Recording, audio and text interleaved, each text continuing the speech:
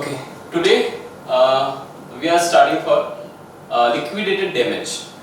Liquidated damage से आज का जो टॉपिक है वो स्टार्ट करना था अपने को, है ना। इससे पहले के जितने भी कॉन्सेप्ट हैं, जितने भी टॉपिक हैं जो कि अपन ने कवर करे हैं, उसमें अगर आपको कोई प्रॉब्लम हो तो आप पूछ सकते हैं, otherwise we will proceed for the next. Okay, now so liquidated damage का क्या कंडीशन है, क्या मीनिंग होता है, वो यहाँ पे अपन देखेंगे। तो बोलता है liquidated damage are the predetermined amount of money agreed upon by the party in contract। मतलब अगर कोई वेरिएशन अगर आता है कॉन्ट्रैक्ट में, ओके, या जो भी चेंजेस आते हैं तो उसका एक अमाउंट फिक्स होता है कि अगर आपने पर्टिकुलर ये एक फिक्स्ड अमाउंट है, फिक्स्ड परसेंटेज ऑफ वर्क है ना, यहाँ तक कोई चेंजेस आए हैं तो कोई इशू नहीं है। लेकिन उससे बाद के अगर कोई चेंजेस वेरिएशन अगर आते हैं तो उसका आपको जो पेमेंट है वो अलग से करना पड़ेगा, और जो पेमेंट करने का जो टर्म्स और कंडीशन रहता है वो आपको प्री डिफाइंड यहाँ पे करनी पड़ती है, ठीक है। तो ये चीज यहाँ पे देखना, ठीक है। तो money agreed upon by party in a contract to be paid is compensation for the specific breach of contract. Contract breach होता है या कोई भी वेरिएशन आता है तो उसके बिहाफ में जो पेमेंट वहां पे करना पड़ता है वो चीज अपन इसमें इंक्लूड करते हैं। They are typically used when actually damage or real financial loss caused by the breach. कोई चीज उनके बीच में अगर कॉन्ट्रैक्ट ब्रीच हो रहा है, कुछ भी हो रहा है, तो जो भी टर्म्स कंडीशन बनती है उसके हिसाब से यहाँ पे आपको पेमेंट यहाँ पे क्लेम करना होता है, ठीक है। तो मेन की फीचर्स क्या है लिक्विडेटेड डैमेज के, तो यहाँ पे बोलता है प्री एग्रीड अमाउंट, जो डैमेज होगा, जो अपना इंडेंट है ना, लिक्विडेटेड डैमेज है, उसका एक फिक्स्ड प्री अमाउंट यहाँ पे डिसाइड कर लिया जाता है। Fixed agreed amount in case of breach होता है, ठीक है, जैसा अपन कॉन्ट्रैक्ट में साइन करा उसके अकॉर्डिंग अगर नहीं हुआ तो एज ए पेनल्टी कितना होगा, या फिर उसका एक्स्ट्रा कॉस्ट आपको कितना देना पड़ेगा।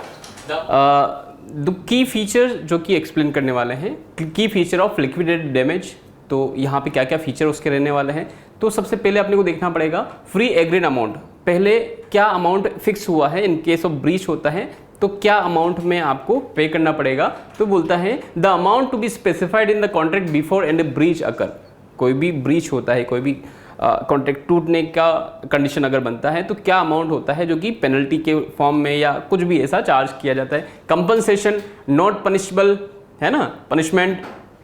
तो liquidated damage are mean to compensate the non breaching party, है ना, जो ब्रीच नहीं करना चाहती, जो काम करना चाहती है, लेकिन वन मोर पार्टी जो कि उस कंडीशन को ब्रीच करती है कि भैया अब अपने से काम नहीं होगा, क्योंकि उसका लॉस हो रहा होता है, या तो टाइम का या फिर जो भी अमाउंट उसने डिसाइड किया है पहले उस अमाउंट का, ठीक है। अमाउंट में बहुत ज़्यादा वेरिएशन आता है तो उस कम अमाउंट में वो काम नहीं कर सकता, तो उस केस में जो भी नॉन पनिशमेंट, मतलब वो बोलता है liquidated damage are mean to compensate non breaching party. Non breaching party जो ब्रीच नहीं करना चाहती उसको कंपनसेट उसको करना पड़ेगा, कुछ मनी उसको देना पड़ेगा इसमें।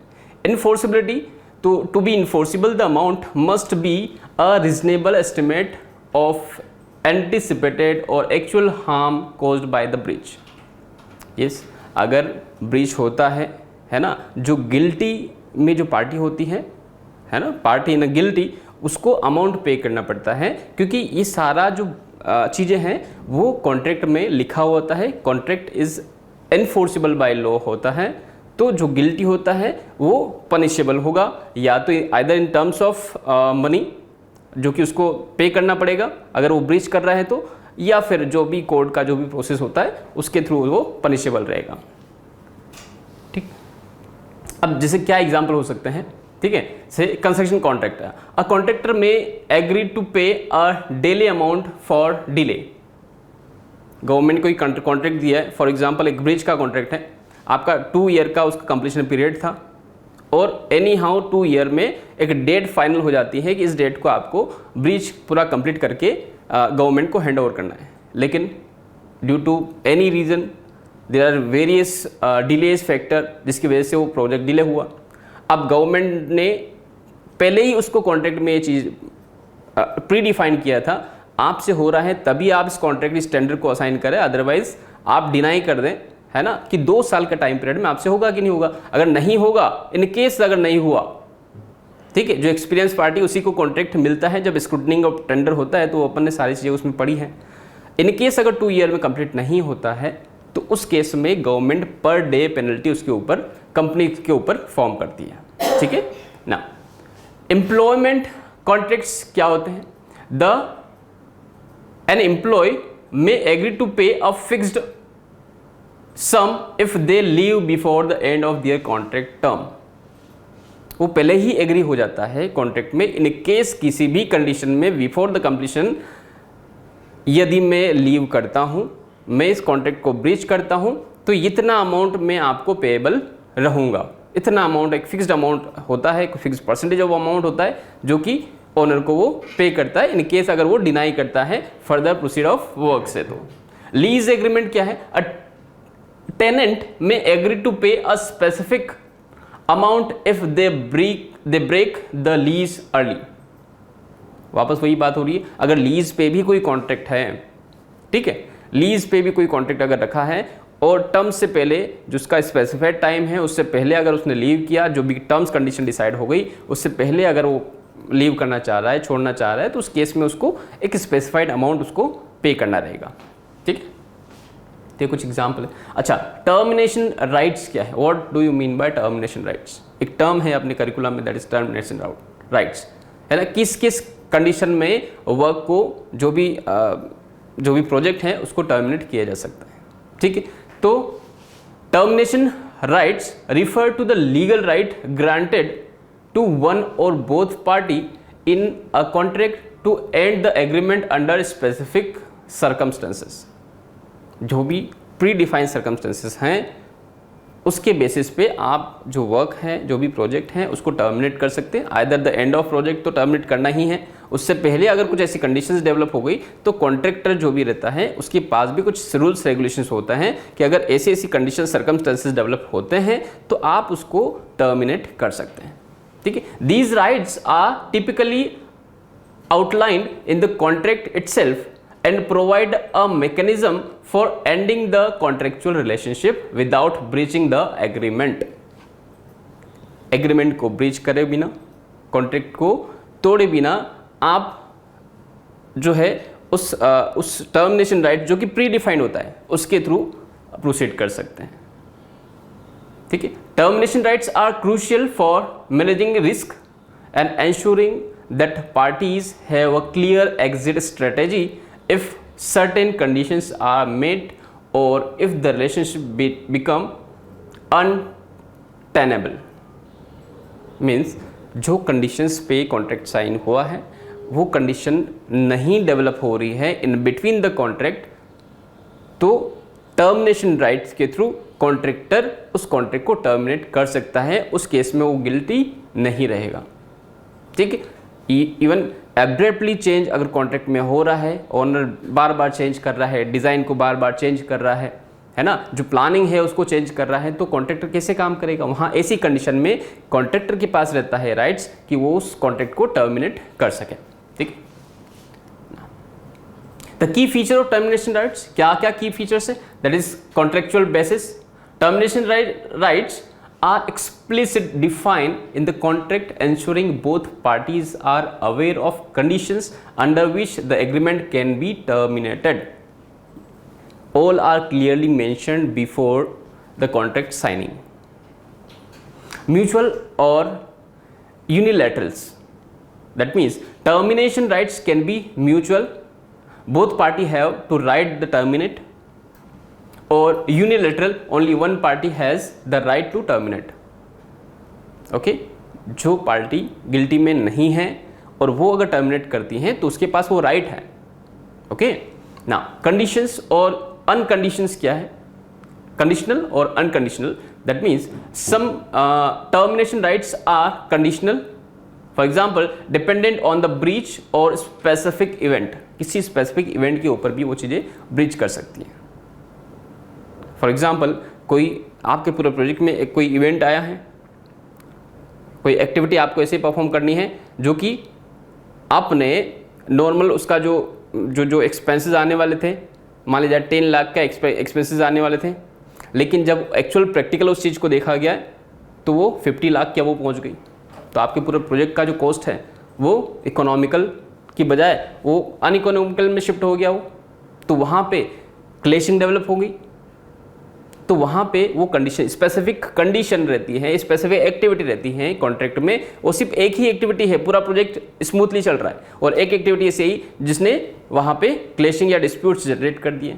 तो वहाँ पे कंडीशनल और अनकंडीशनल दोनों टाइप के टर्मिनेशन राइट्स हो सकते हैं। Notice requirement, many contract require the party exercising termination rights to provide return notice to the other party. Yes, in case अगर सारी चीज़ें फॉर्मली अगर हो रही हैं तो वहाँ पे टर्मिनेशन का रिटर्न्स वहाँ पे प्रोवाइड किया जाएगा, ठीक है ना, नोटिस एक फ्लोट किया जाएगा।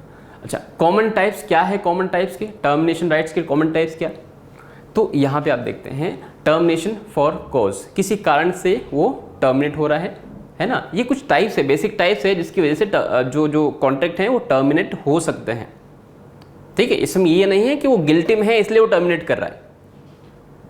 जो एक्चुअली जो कॉन्ट्रैक्ट में जो चीज़ साइन हुई थी, टर्म्स कंडीशन साइन हुई थी, वैसी टर्म्स कंडीशन नहीं हो रही है, तो ये टर्मिनेट कॉन्ट्रैक्टुअल पॉइंट ऑफ व्यू से भी हो सकता है और क्लाइंट पॉइंट ऑफ व्यू से भी हो सकता है, ठीक है ना। टर्मिनेशन फॉर कॉजेस और termination for default, this allow a party to terminate the contract if the other party fail to fulfill their obligations। अगर कोई दूसरी पार्टी, सामने वाली पार्टी है, जो भी obligations, जो भी सिचुएशन कॉन्ट्रैक्ट्स में दी गई थी वैसे अगर नहीं हो रहा है, ठीक, तो उस केस में one party can be terminated. Termination for convenience, this allow one party to terminate the contract without cause, often the subject to providing notice and possibly paying compensation। अगर कोई पार्टी गिल्टी में है, okay, guilty में है और उसको वो नहीं सूटेबल हो रहा है, बहुत ज़्यादा एक्सपेंस लग रहा है, कॉन्ट्रैक्टर उस चीज़ को लॉस खाने के बाद में भी वो रिमूव होना चाह रहा है कि जितना मेरा सिक्योरिटी अमाउंट यहाँ पे डिपॉजिट है, जितना मेरा अर्नेस्ट मनी डिपॉजिट है, वो डिपॉजिट है, कोई इशू नहीं है, वो पूरे प्रोजेक्ट का एक फिक्स परसेंटेज होता है 2%, 5%, लेकिन वो डिपॉजिट होने के बाद भी वो टर्मिनेट करके निकलना चाहता है, क्योंकि वो जो 5% का जो अमाउंट वहाँ पे लगा है उसका कॉन्ट्रैक्टर का, उससे ज़्यादा बड़ा लॉस उसको, यदि वो कॉन्ट्रैक्ट अगर कंप्लीट करता है और उसको अगर लॉस होता है तो इससे अच्छा वो उससे पहले ही वहाँ से निकलना चाहता है। तो बोलता है कि सारे ऑब्लिगेशंस को कंप्लीट न करने के बजाय, न करते हुए वो कुछ मनी उसको या जो मॉनेटरी वैल्यू है उसको क्लाइंट को दे के वहाँ से रिमूव कर सकता है, टर्मिनेशन कर सकता है। For example, a government contract में include a clause allowing the government to terminate the agreement at any time of convenience. जब कन्वीनियंस होगा वो ऐसा कर सकते हैं। Terminate due to insolvency of or bankruptcy means if one party become insolvent or declare bankruptcy, एक party अगर bankruptcy अगर डिक्लेयर हो जाती है तो उस केस में the other party may have to right to terminate the contract। जो दूसरी पार्टी है उसके पास वो राइट है कि वो, क्योंकि bankruptcy शो होने के बाद में उसके पास प्रोजेक्ट को कंप्लीट करने के लिए पैसा कहाँ से आएगा, ये डर रहता है। भले उसके पास पैसा है, सब कुछ है, लेकिन बैंकरप्सी अगर उसने शो कर दी है, गवर्नमेंट ने या बैंक ने उसको शो कर दिया कि दिस पार्टी आर बैंकरप्ट, बहुत सारे लोन है जो कि वो चुका नहीं रहा है, तो ऐसे केस में दूसरी पार्टी बाय फियर उसको टर्मिनेट कर सकती है, ये उसके पास राइट रहता है। Termination for force majeures, if an unforeseen event, for example natural disaster, war, pandemic, make perform impossible or impractical, the contract may allow terminations। In case of these condition can happen, तो ये condition happen होने के time पे भी one party can terminate. Termination by mutual agreements. Both party may agree to terminate the contract, often documented in a written. For example, two business may mutually agree to end a partnership agreement. खुशी खुशी वो अलग हो सकते हैं, ठीक, यदि दोनों ही अगर एग्री हैं तो, दोनों का अगर लॉस उसमें नहीं है, दोनों का ही अगर फ़ायदा हो रहा है उस पर्टिकुलर कॉन्ट्रैक्ट को टर्मिनेट करने से, तो इजीली वो कर सकते हैं, है ना, म्यूचुअल एग्रीमेंट के थ्रू. Termination due to expiry. Some contract automatically terminate after specified period or upon the completion of agreed upon obligations. जो ऑब्लिगेशंस हैं, जो चीज़ें उसको करना थी, वहाँ पे वो चीज़ें न करते हुए अगर उसको टर्मिनेट करना है तो वो कर सकते हैं, क्योंकि बहुत ज़्यादा ओवर टाइम उसको हो चुका होता है. तो लीगल कंसिडरेशन क्या है?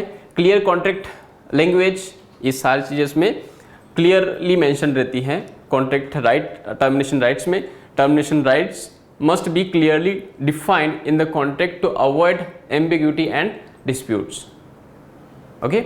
कंप्लायंसेस विथ लॉ, ये सारे लॉस रेगुलेशंस सारे मेंशन रहते हैं, ठीक, कि किस केस में वो टर्मिनेट कर सकता है. नोटिस एंड प्रोसीजर, सारी प्रोसीजर जो भी लीगल प्रोसीजर हैं वो तो उसको करना ही पड़ेगी.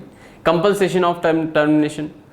The contract should address the compensation of termination such as payment of outstanding amount, return of property और settlement of claim.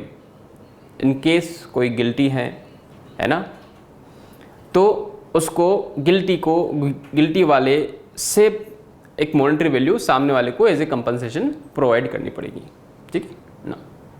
Example, for example, employment contracts. An employer may have to right to terminate an employee for poor performance, while the employee may have the right to resign with notice. Means ये कि जो employer है किसी की poor performance के behalf पे वो employ को लीव कर सकता है, एम्प्लॉय को फायर कर सकता है. उसी तरीके से एम्प्लॉय के पास में ये राइट रहता है कि इन केस अगर वो उस जॉब को अगर लीव करना चाह रहा है तो वो एक नोटिस देके रिज़ाइन वहाँ पे कर सकता है. ये कोई बाउंडेशन नहीं होता है एम्प्लॉय के पास भी कि वो उसको उस पर्टिकुलर कंपनी के साथ में काम करना ही करना है ना.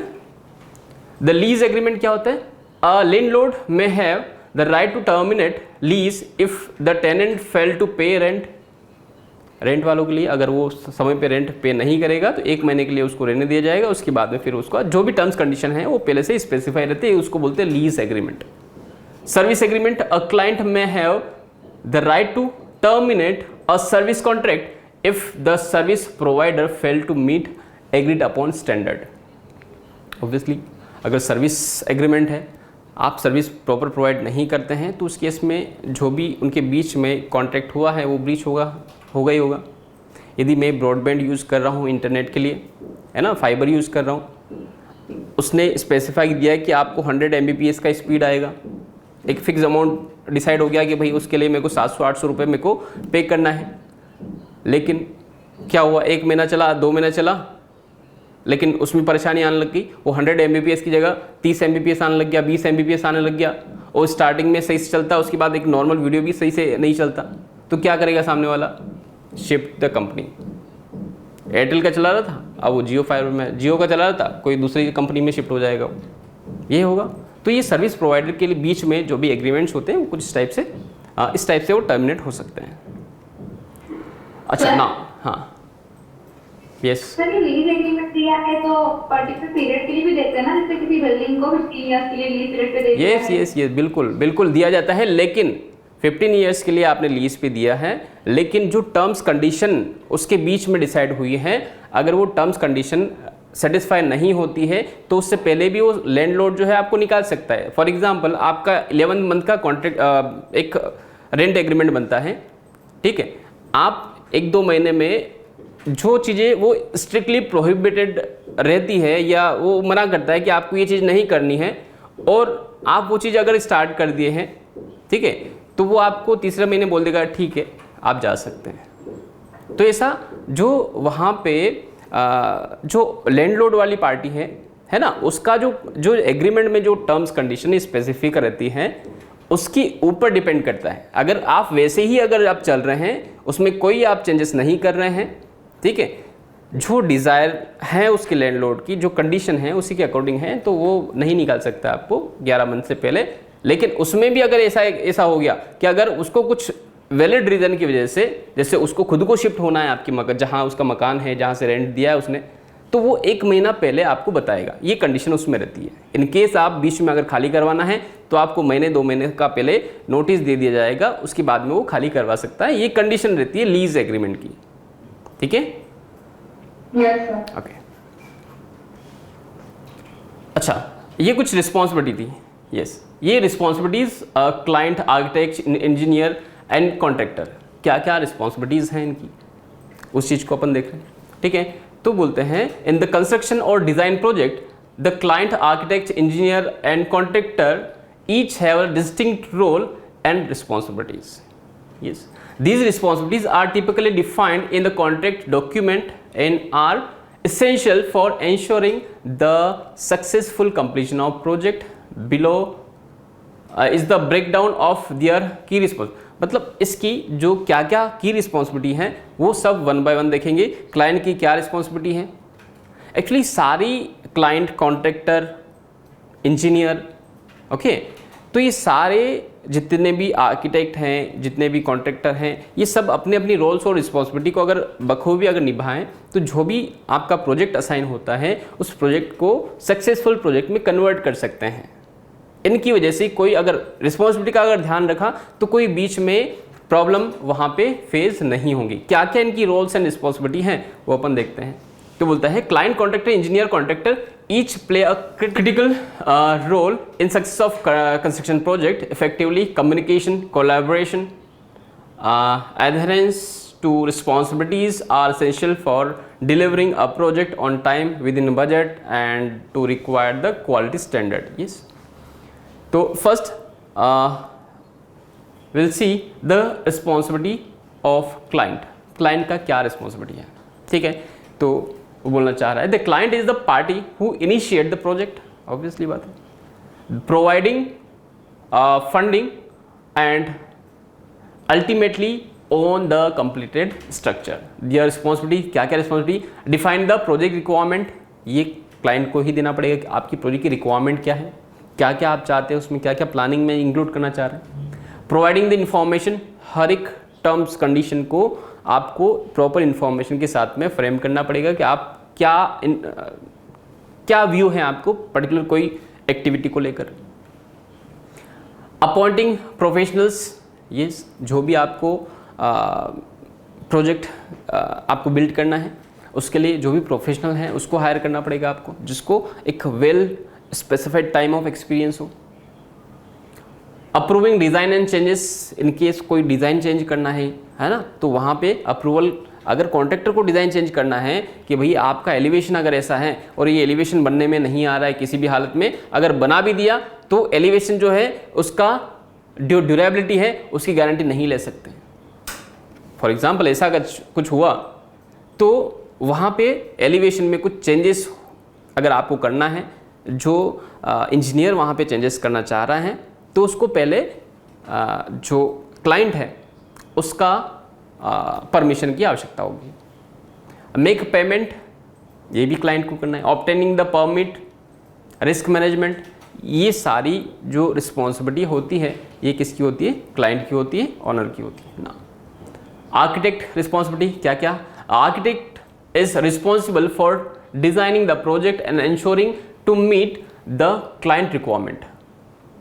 यस, क्लाइंट की जो रिक्वायरमेंट है उनको देखते हुए डिज़ाइन कैसा बनेगा, कैसा उसका एलिवेशन होगा, ये डिपेंड करता है आर्किटेक्ट के ऊपर, बट उसकी रिक्वायरमेंट है कि नहीं है, क्योंकि अल्टीमेटली पेमेंट तो क्लाइंट को ही करना है। Building codes and aesthetic standards, their responsibilities are included, मतलब सारी कोड्स और जो भी कंडीशंस हैं वो सबको गवर्नमेंट रूल्स रेगुलेशंस जो हैं सबको देखते हुए ही उसको डिज़ाइन करना पड़ेगा, ठीक है। अच्छा, क्या design and development, yes, coordinations, collaborating with engineers, contractor and other stakeholder to ensure the design is feasible and functional। ऐसा नहीं कुछ तो बना दिया, मालूम पड़े कि वो जो स्ट्रक्चर है, स्ट्रक्चर इंजीनियर है, उसको डिज़ाइन ही नहीं कर पा रहा है, उसने कुछ तो भी शेप दे दिया लेकिन वो फिजिबल ही नहीं है उसका टिकना, ड्यूरेबल होना। तो उस केस में कोलैबोरेशन सबसे इंपॉर्टेंट चीज़ होता है ना। लेकिन ये रिस्पॉन्सिबिलिटी किसकी होती है? ये आर्किटेक्ट की होती है। ऐसा नहीं होता है कि भाई मैंने जो बना दिया वही पत्थर की लकीर है और स्ट्रक्चर जो है वो आप कैसे भी करके उसको बनाओ। कुछ कुछ सॉफ्ट होना पड़ेगा और वहाँ पे जो स्ट्रक्चर इंजीनियर है ना, उसके साथ में कंपेटिबल होके आर्किटेक्ट को भी वर्क करना पड़ेगा। Compliances, ensuring the design complies with the building code, zoning law and regulations। वहाँ पे क्या अर्थक्वेक का जोन चल रहा है, क्या कोड है, इंडियन कोड है, यूएस कोड है, जो भी कोड है उसको स्पेसिफिक करते हुए जो भी जोन में आप डिज़ाइन कर रहे हैं उसके अकॉर्डिंग ही आपका आर्किटेक्ट वाला डिज़ाइन होना चाहिए प्रोजेक्ट का, ठीक है ना। Contract administrations, assisting the client is selecting a contractor and overseeing the construction process to ensure it align with the design। Yes, client visit, conducting a regular site inspection to monitor progress and quality। These are the key responsibilities of architect। problem solving, in case कोई problem आता है तो collaboration करके to the engineer and others can slightly change the design। Documentations सारे, preparing and maintaining the project document including the drawing, changing order and reports। Yes, these are engineers responsibility। technical design, system integrating, compliances, coordinations, quality assurance, problem solving and testing, inspections। these are the key responsibility of engineers। ठीक है, तो in case अगर question आता है कि आपको जो की रिस्पॉन्सिबिलिटी के जो मेन कीवर्ड्स जो हैं आपको अगर लिखने का अगर आता है, लिस्टिंग करने का आता है, तो आप इस टाइप से उसको करके एक्सप्लेन कर सकते हैं, ठीक है ना। कॉन्ट्रैक्टर का क्या रिस्पॉन्सिबिलिटी है? तो responsible for executing and construction work according to the design and specification. The responsibilities are construction planning, that means developing a construction schedule, work plan, resource allocations। these are the responsibility of contractor। material procurement, before the starting activity, before the starting any part of project, they should be make sure कि material वहाँ पे proper है या नहीं है, या अगर material proper नहीं है तो उसको प्रोक्योर करना किसका रिस्पॉन्सिबिलिटी होता है? कॉन्ट्रैक्टर का, ताकि जो वर्क है वो स्मूथ चल पाए। Quality control, ensuring the work meet the design specification, building codes, quality standards. Yes, progress reporting, देखो क्वालिटी स्टैंडर्ड्स है ना, और जो प्रॉब्लम सॉल्विंग, ये सभी के इसमें ये की फैक्टर हैं, क्योंकि यहाँ पे अगर आप क्वालिटी कंट्रोल स्ट्रक्चर की अगर बात करेंगे तो वहाँ पे आपको स्टैंडर्ड जो कोड है उसके अकॉर्डिंग आपको फॉलो करना है ना। क्लाइंट का मेन रिक्वायरमेंट होता है कि जो भी काम होना है वो क्वालिटी के अकॉर्डिंग होना है। तो क्वालिटी का मतलब क्या कि जो स्पेसिफिक हो गया है कि आपको इस कोड के अकॉर्डिंग ही चलना है। कंक्रीटिंग अगर करना है तो इतने मिक्स का ही करना है, M25 का करना है, M30 का करना, जो भी स्पेसिफिक हो जाता है अकॉर्डिंग टू IS कोड वो यहाँ पे कॉन्ट्रैक्टर को मेक श्योर करना पड़ेगा। Compliances, completion and handover, timely completion and handover, है ना। की इंटरेक्शन, कोलैबोरेशन। अच्छा, कोलैबोरेशन किन किन का बीच में बहुत ज़रूरी है? तो client and architect, the client communicate their vision and requirement to architect who translate them into a design. उसका जो विजुअलाइजेशन है उसको डिज़ाइन में ड्रॉ करने का काम किसका रहता है? आर्किटेक्ट का रहता है। Architect and engineer, the architect and engineer collaborate to ensure the design is both aesthetically pleasing and technically sound। technically sound means these are durable, durability है या नहीं है उसकी। architect engineer and contractor, the design team provides the contractor with detailed plan and specification while the contractor provide the feedback on constructability. Okay, now client and contractor का बीच में coordination. The client oversees the contractor's work and ensure it align with the project goal. जो client का vision था जिसके behalf पे उसने contractor को अपना प्रोजेक्ट प्रोवाइड किया है ना, तो वो उसका प्रोजेक्ट का जो गोल है वो सेटिस्फाई कर पा रहा है कि नहीं कर पा रहा बाय द कॉन्ट्रैक्टर.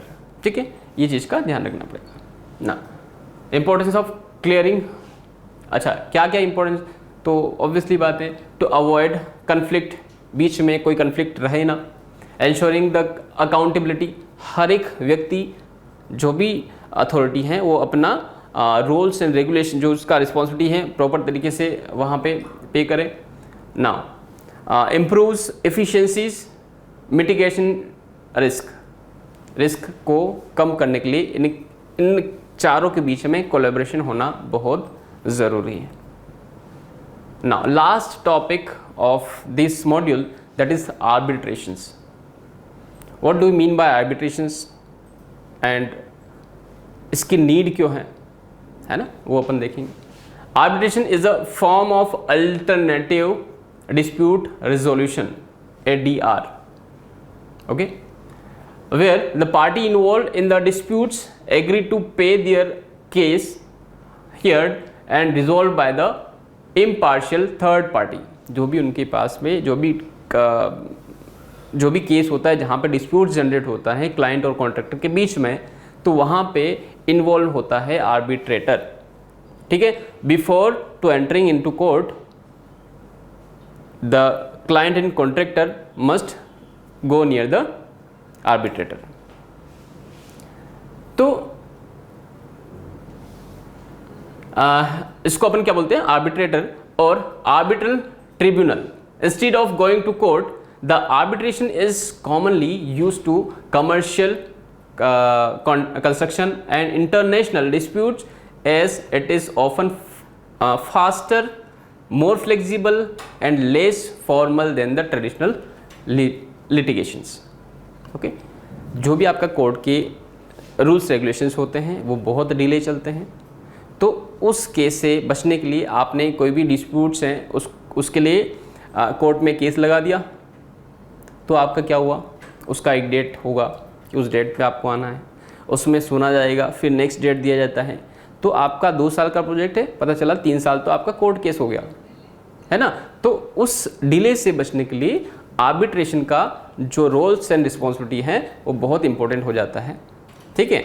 अच्छा, जो आर्बिट्रेटर होता है वो भी जो उसका वर्क है प्रॉपर रूल्स रेगुलेशंस के थ्रू ही करता है.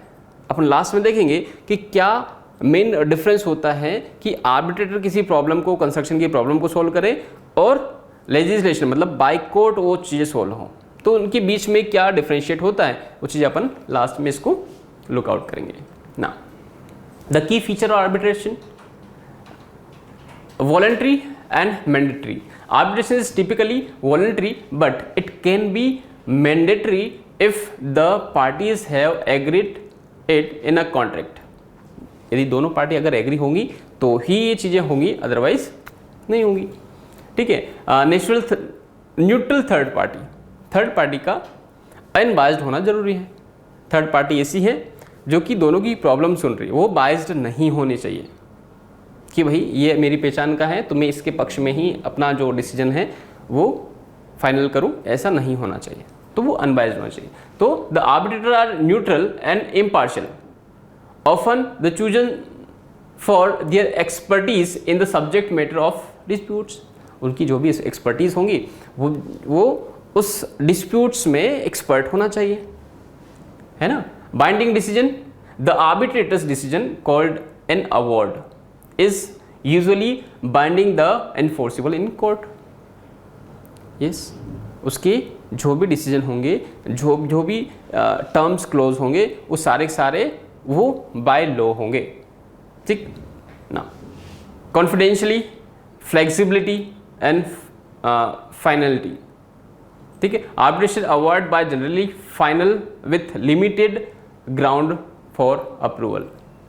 दोनों चीज़ों को देखते हुए, दोनों का जो भी टर्म्स कंडीशन सुनते हुए वो अपना डिसीजन फाइनल वहाँ पे कर सकते हैं, और वो जो भी कॉन्ट्रैक्टर है और आपका क्लाइंट है, ठीक है, वो उससे डिसीजन को फाइनली अप्रूव कर सकते हैं अगर वो उनकी ग्राउंड पे सेटिस्फाई बैठता है। अगर वहाँ एकदम बाउंडेड और कंपल्शन नहीं है वहाँ पे, इन केस उसके बाद भी कोई पार्टी सेटिस्फाई नहीं हो रही है, तो then they are go for the court ना। एडवांटेज क्या है? स्पीड, यस, स्पीड ज़्यादा रहेंगी इसकी, है ना, डिसीजन फास्टर होगा, कॉस्ट इफेक्टिव होगा, एक्सपर्टीज जो भी आपका आर्बिट्रेटर होगा वो आर्बिट्रेटर पर्टिकुलर फील्ड में एक्सपर्ट होगा। फॉर एग्जांपल अगर आपका कोर्ट है ना, कोर्ट में जो जज हैं वो जज के पास में वेराइटी ऑफ केसेस आते हैं, बट आर्बिट्रेटर के पास में सिर्फ एक ही टाइप की जो डिस्प्यूट्स हैं या जो भी केस हैं वो आएगा। अगर कंस्ट्रक्शन का आर्बिट्रेटर है तो कंस्ट्रक्शन के ही उसके पास में सारे केस आएंगे, तो उसका एक्सपर्टीज पर्टिकुलर फील्ड में क्या होगा? ज़्यादा होगा, एक्सपीरियंस ज़्यादा होगा। ऐसा नहीं है कि मतलब कोर्ट में जज हैं उनका एक्सपर्टीज कम है या उनका एक्सपीरियंस कम है, डिपेंडिंग सिचुएशन कि उनको उस डिसीजन, फाइनल डिसीजन में बहुत ज़्यादा टाइम लगेगा, हर एक चीज़ को बारीकी से देखते हुए। एक्सपर्टीज, प्राइवेसी, कंट्रोल, ये सारे जो है इसके क्या है? एडवांटेज हैं। डिसएडवांटेज क्या है? लिमिटेड अप्रूवल, कुछ चीज़ों में ही वो अप्रूवल दे सकते हैं, है ना। अगर वहाँ पे क्लाइंट और कॉन्ट्रैक्टर अगर सेटिस्फाई नहीं होते तो वो उस चीज़ को डिनाई करते हुए कोर्ट में जा सकते हैं। कॉस्ट, ज़्यादा कॉस्ट होती है, आर्बिट्रेटर ज़्यादा कॉस्ट चार्ज करता है। लेक ऑफ फॉर्मल डिस्कवरी, है ना, इन्फोर्सिबिलिटी, ये सारे उसके डिसएडवांटेज हैं। आर्बिट्रेशन का जो प्रोसेस है वो क्या है? Agreement to arbitrator, the parties agree to resolve their disputes through arbitration either through the pre-existing arbitration clause and in a contract or in a separated arbitration agreements. Then selecting the arbitrator select कैसे कर सकते हैं? तो arbitrator का selection है वो एक process के थ्रू होता है। The party select one or more arbitrator often through an arbitration institution. कहाँ से? आर्बिट्रेशन का जो इंस्टीट्यूशन है वहाँ से जो क्वालिफाइड आर्बिट्रेटर होगा या जो सर्टिफाइड आर्बिट्रेटर होगा वो जो पार्टी है वो उसी को एज ए आर्बिट्रेटर वहाँ पे डिसाइड करेंगी। प्रिलिमिनरी हियरिंग, अच्छा, जो आर्बिट्रेटर होता है वो दोनों का क्या क्या कंडीशन है, क्या सिचुएशन बन रहा है, वो हियरिंग के लिए उसको बुलाता है, जिसको बोलते हैं प्रिलिमिनरी हियरिंग, है ना। देन सबमिशन ऑफ एविडेंसेस, दोनों पार्टी को जो भी एविडेंस हैं, जो भी प्रूफ है वो वहाँ पे सबमिट करने पड़ते हैं। फिर hearing and arbitration award, the arbitrator issue written decision which is binding and enforceable. जो भी आर्बिट्रेटर हैं दोनों का हियरिंग होने के बाद में एक रिटर्न डिसीजन वहाँ पे वो प्रोवाइड करता है, ठीक है, जो कि वो एज पर लॉ होता है ना, इन्फोर्सिबल बाय द लॉ होता है। Enforcement, the winning party can enforce the award in court if the losing party does not comply. Example of arbitrations: any dispute arising out of or in connection with this contract, including any questions regarding its existence, validity and termination, shall be referred to and finally resolved by the arbitration under the rules of arbitration institutions, which rule are deemed to be incorporated by reference into this clause. The seat of arbitration shall be जो भी cities countries का वो उसमें रहता है, and the language of arbitration shall be, जो भी उसका लैंग्वेज रहता है, हिंदी में है, इंग्लिश में, वो यहाँ पे उसको लिखना रहता है, ठीक है। फाइनली ये अपने पास एक डिफरेंस है कि यहाँ पे आर्बिट्रेशन और लेजिस्लेशन के बीच में कैसा अपन एक कंपैरिजन यहाँ पे शो कर सकते हैं। तो स्पीड क्या है? आर्बिट्रेशन का जो स्पीड है वो फास्टर होगा, लेजिस्लेशन अगर आप कोर्ट के थ्रू अगर जाएंगे तो उसका जो स्पीड होगा वो क्या होगा? स्लो होगा। कॉस्ट पेनेंशियली लोअर, यस, जो कॉस्ट होगा आर्बिट्रेशन का लो होगा। और लेजिस्लेशन का बहुत ज़्यादा होगा। कॉन्फिडेंशियली प्राइवेट एंड कॉन्फिडेंशियल होगा, ठीक है। यहाँ पे पब्लिक होगा, आपका जो भी केस है वो पब्लिकली सुना जाएगा, फिर उसका डिसीजन भी पब्लिकली होगा, है ना। फाइनल जो भी जज जो भी डिसीजन करता है वो पब्लिकली करता है, ठीक है। और यहाँ पे प्राइवेट में आपको सारी चीज़ें टर्म्स कंडीशन लेके उसका रिजल्ट डिस्क्लोज कर दिया जाता है। फॉर्मली लेस फॉर्मल होता है, ज़्यादा फॉर्मेलिटी लेजिस्लेशन में होती है, मतलब आपका जो कोर्ट होगा वहाँ पे उसको चीज़ को ज़्यादा डॉक्यूमेंटेशन वगैरह सारी चीज़ें रहेंगी उसमें। Appeal, limited ground for appeal, broader rights to appeal. Yes, appeal मतलब कहने का मतलब ये कि आपने जो भी आपकी 3-4 कंडीशन थी जिसके ऊपर वहाँ पे ब्रीच बन रहा था या डिस्प्यूट जनरेट हो रहे थे, बस उतने ही कंडीशन लेके उनके पास जाएंगे, ठीक है, तो मोर और लेस उससे काम चल जाएगा। लेकिन अगर आप लेजिस्लेशन में गए तो जहाँ से प्रोजेक्ट स्टार्ट हुआ, आपकी बाइंडिंग प्रोसेस के थ्रू से लेकर एंड तक क्या क्या आपने टर्म्स कंडीशन रखी थी, कौन कौन से रूल से होके आप वहाँ पे निकले हैं, तो सारी चीज़ें वहाँ पे स्पेस मतलब बहुत ब्रॉड वे हो जाएगा फॉर डिसीजन मेकिंग। एक्सपर्टीज़, तो यहाँ पे जो आर्बिट्रेशन होता है, तो जो आर्बिट्रेटर होता है वो एक स्पेसिफिक नॉलेज वाला होता है जिसका उसी फील्ड में नॉलेज है। लेकिन जज जो होता है, जज with general legal and knowledge, सारी लीगलिटी उसको चेक करनी पड़ेगी, देन वो जो है उसका डिसीजन यहाँ पे फाइनल करता है, ठीक है ना। Okay, so this is all from my side. यदि आपका कोई प्रॉब्लम है, कोई क्वेश्चन है तो आप यहाँ पे रेज कर सकते हैं। बाकी यहाँ पे मॉड्यूल 2 जो है कंस्ट्रक्शन मैनेजमेंट मॉड्यूल 2 वो यहाँ पे आपका फिनिश हो जाता है ना।